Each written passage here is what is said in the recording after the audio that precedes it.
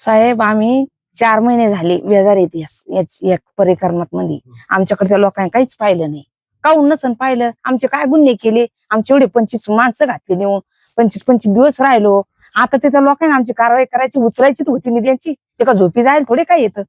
मग निध्यांची आता इतक्या जीव तोंडाजवळ आले. हे पाणी पाऊस, हे फायबरचा पुतळा आहे, हे वानेर उड्या मारतील, हे डाळ्यान बांधेल येत. उद्या जर पळडा गिरडा काही झाला आम्ही त्या मंदिराकडे जात नाही. आमच्या देवाला धोंडे नाही, आमच्या देवाचा काकडा बंद आहे, आमच्या देवाचं चट बंद आहे. तरी आता आम्ही किती दिवस जाऊ नये. आणि जर काही झालं तर म्हणतील ह्याच लोकांनी कारवाई केली. मग पुन्हा आमचे लोक नेऊन घालायचे बसवायचे का? हे ते शासनाला सांगा बरोबर म्हणा यायची एक रीत लावून द्या. आम्ही 5 दिवस बसायचं काम पडत तिथं बसणार आहे. पण आम्हाला ते आम्ही मार्गशीर लावून आम्ही 2-2 हजार वर्गणी करू, पण आम्ही तिथं देव बाबा बसवायचे तिथं बसू. आमची बंदेल मागणी यायची, दुसरं काहीच नाही. आमची प्रशासनालाच मागणी आहे. आमचं भांडण प्रशासनासोबतच आहे. गेली 4 महिन्यापासून आमच्या गावात जे वातावरण निर्माण झालेलं आहे, प्रशासनाने एकदाही आमच्या गावाची दखल घेतलेली नाही. आज जे आमच्या गावाचा जो विरोध आहे हा पुतळ्याला अजिबात नाही. पहिल्या दिवसापासून आमचे सर्व नागरिक जे काही सांगतात ही हक्काची जागा आहे, हे गावाच्या हक्काची जागा आहे, त्यासाठीच हा विरोध होता. पुतळ्याला आजही विरोध नाही, कालही नाही, उद्याही राहणार नाही. परंतु प्रशासन आजही झोपेले, कालही झोपेल होतं, उद्याही झोपेलच राहणार आहे असं आम्हाला वाटतंय. कारण 3 दिवस झाले इथं सगळे जमा झालेले. आज कोणी आमच्याकडे येऊन पाहायला तयार नाही. कोणी बिमार पडतंय, कोणी हॉस्पिटलमध्ये भरती करणं चालले, कोणाची कशाचीच गरज राहिलेली नाही प्रशासनाला. आमचं भांडण फक्त प्रशासनासोबत आहे की आज आम्हाला आमच्या हक्काची जागा द्यावी.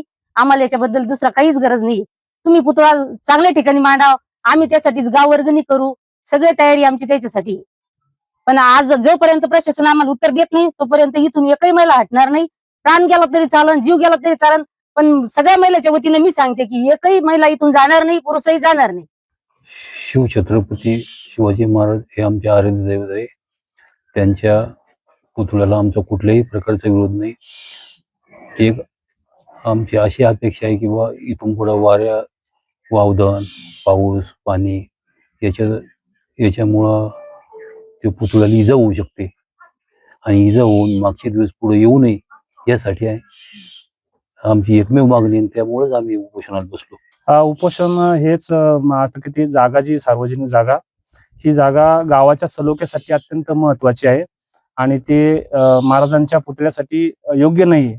तर तो महाराजांचा पुतळा योग्य ठिकाणी पर्यायी जागेवर शोधून स्थलांतर करून तिथं स्थापित करावा, त्यासाठी पूर्ण गाव तयार आहे. आणि प्रशासनाने दखल घेतली. प्रशासनानं आज दुसरा दिवस कुठलीच दखल घेतलेली आहे. इथं जवळपास एक 500चा जमाव सामूहिक जो गाव आहे हा 500 लोकांपर्यंत जमलेला आहे. त्यामध्ये वयोवृद्ध लोक आहेत, लहान लहान मुलं आहेत, मुली आहेत, हे सर्व उन्हातानाचे इथं बसलेले आहेत. त्यांच्या तब्येती बी खालवायला लागलेल्या आहेत.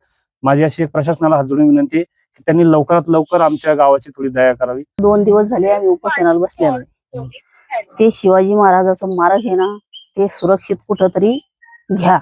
कारण तिथली जागा आहे का नाही सगळी चांगल्या याच्यासाठीच केलेली आहे. म्हणजे लग्न कार्य व्हावं, तिथं कोणी मेलं तर सावडणं मौतीचा कार्यक्रम होतो तिथं, त्याच्यामुळे ती जागा ठेवलेली आहे. आता ते एकदम मधोमधी मांडलेलं आहे. आता मधोमधी मांडल्याच्या नंतर आता आम्हाला भीती वाटते त्याची. आता पहिल्यानं आमचे माणसं त्याच्याबद्दलच आमचे माणसं 20-20 दिवस जेलात ठेवले. आता त्याच्यानंतर परत जर असं काही झालं तर तेच करायचं का आम्ही? त्याच्यामुळे आम्ही आता उपोषणाला ठाम राहिलेलो. साहेब जीव जर गेला तर चालतो, आम्ही इथून उठत नाही, आम्हाला न्याय पाहिजे.